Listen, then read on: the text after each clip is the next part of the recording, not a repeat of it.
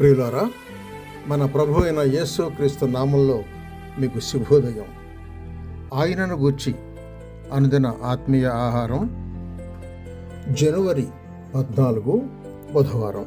నేటి మన ధ్యాన లేఖనం మార్కు సువార్త 5వ అధ్యాయం 34వ వచనం. కుమారి, నీ విశ్వాసము నిన్ను స్వస్థపరచను, సమాధానము గలదానవై పొమ్ము.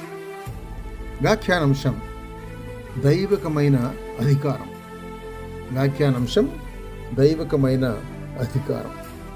వ్యాఖ్యానం: మార్కు సువార్త ఇదే అధ్యాయం చివరిలోని సంఘటన సమాజ మందిరపు అధికారి కుమార్తె చనిపోయింది.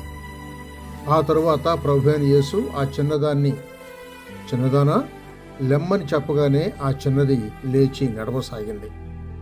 8వ అధ్యాయం 23వ వచనంలో పేతురు అత్త జ్వరంతో బాధపడుతుంటే ఆమె దగ్గరకు వెళ్ళి చెయ్యి పట్టుకుని లేవనెత్తగా జ్వరం ఆమెను విడిచింది. 7వ అధ్యాయం 32 నుండి 36 వచనాల్లో చెవుడు నత్తిగల ఒక అంగవైకల్యుని చెవుల్లో తన వ్రేళ్లు పెట్టి స్వస్థపరిచాడు. మత్తయి సువార్త 8వ అధ్యాయం 2-3 వచనాల్లో ఒక కుష్ఠరోగి వచ్చి మ్రొక్కి, ప్రభువా, నీకిష్టమైతే నన్ను శుద్ధిని చేయగలవు అని ప్రాధేయపడినప్పుడు వాని ముట్టి, నాకిష్టమే, సిద్ధుడు కమ్మని అనగా శుద్ధుడయ్యాడు. మత్తయి సువార్త 9వ అధ్యాయం 7వ వచనం చూస్తే, 2 గ్రుడ్డివారు దావీదు కుమారుడా, మమ్మల్ని కనుకరించమని కేకలు వేసి అడిగితే వారి కన్నులు ముట్టి స్వస్థపరిచాడు. లూకా సువార్త 13వ అధ్యాయం 10-13 వచనాల్లో 18 ఏళ్ల నుండి బలహీనపరచు దయ్యము పట్టిన ఒక స్త్రీ మీద చేతులుంచి స్వస్థపరిచాడు. ఈ విధంగా యేసు ప్రభు చేసిన కార్యములు ఇంకనూ అనేకములు కలవు. వాటిలో ప్రతిదానిని వివరించి వ్రాసినడలా అట్లు వ్రాయబడిన గ్రంథములకు భూలోకమైనను చాలదు అని నాకు తోచున్నది అని ప్రియుడైన యోహాను తన సువార్త గ్రంథం చివరిలో వ్రాసి ముగించాడు. పైన చెప్పుకున్న స్వస్థపరచబడిన వారందరినీ ప్రభువు స్పృశించి స్వస్థపరిచాడు. అయితే నేటి మన ధ్యాన వచనంలోని స్త్రీని స్పృశించినట్లుగా లేదు. ఆమె ప్రభువు చుట్టూ కూడిన గుంపులో నుంచి వెళ్ళి ఆయన వస్త్రపు చెంగు ముట్టగానే స్వస్థపడినట్లు చూస్తున్నాం.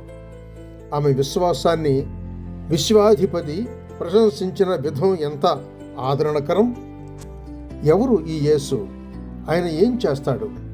ఇదే సువార్త 1వ అధ్యాయం 1వ వచనంలో దేవుని కుమారుడైన యేసుక్రీస్తు అని మార్కు పరిచయం చేస్తున్నాడు.